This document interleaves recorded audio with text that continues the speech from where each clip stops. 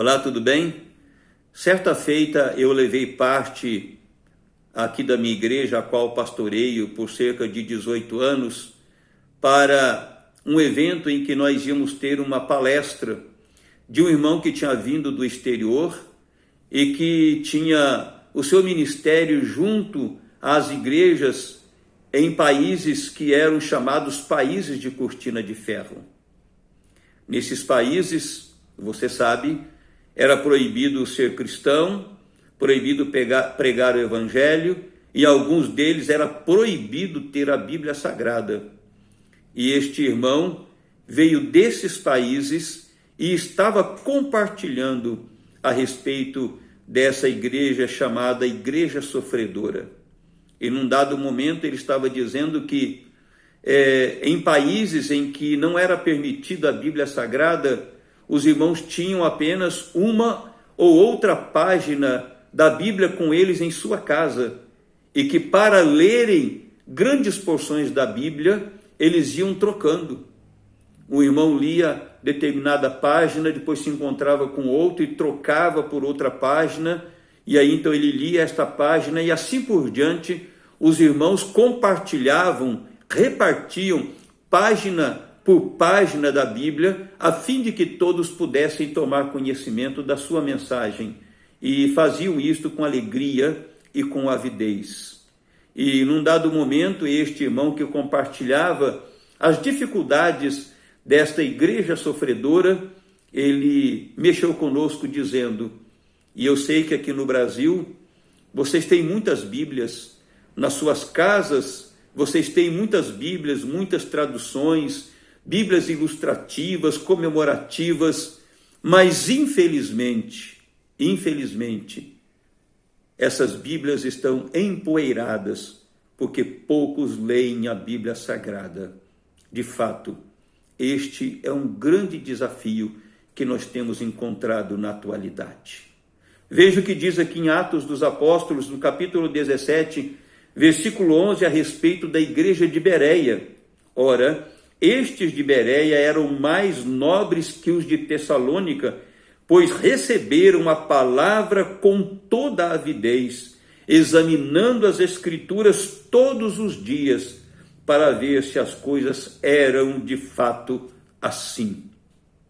Portanto, a narrativa aqui da palavra de Deus era a respeito dos bereianos, os quais foram distinguidos como sendo nobres, mais nobres do que os de Tessalônica, porque eles recebiam a palavra de Deus com avidez, com gosto, com prazer, e conferiam, mediante as Escrituras, se aquilo que eles estavam ouvindo procedia mesmo da parte de Deus. Como já disse, nós vivemos tempos difíceis. A internet tem tomado praticamente o tempo de todas as pessoas. As redes sociais também têm tomado grande tempo das pessoas. Os jogos online, enfim.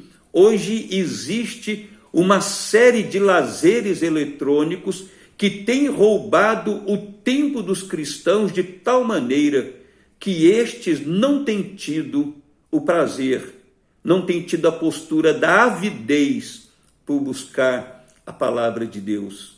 E aí eu lhe pergunto, no meio de tantas ofertas, no meio de tantas tentações, no meio de tantas seduções, você ainda tem tido tempo, você tem tirado tempo para ler a palavra de Deus, para meditar na palavra de Deus, para conhecer a revelação de Deus, a fim de que de fato você possa ter mais vida?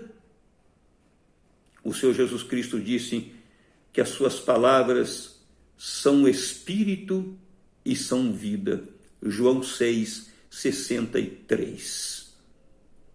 Eu espero que no meio de tantas atrações e ocupações, o seu coração ainda tenha prazer de ler e meditar na Bíblia Sagrada. É nisso que eu creio. E a propósito disso, eu quero convidar você para nos acompanhar nos cultos online que nós teremos às 10 horas da manhã e às 18h30 da tarde ou da noite.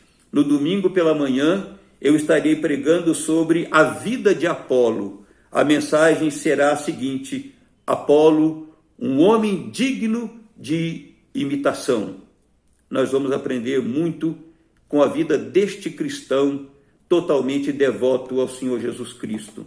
E à noite, às 18h30, eu estarei pregando esta mensagem, Santidade ao Senhor, debaixo deste tema, um imperioso desafio, mostrando que no mundo tão mau no qual nós estamos, mundo que progride terrivelmente de costas para Deus, nós precisamos estar firmes para que nós possamos crer em Cristo e possamos, com a nossa vida, refletirmos a sua glória ao mundo através da nossa santidade ou da nossa santificação.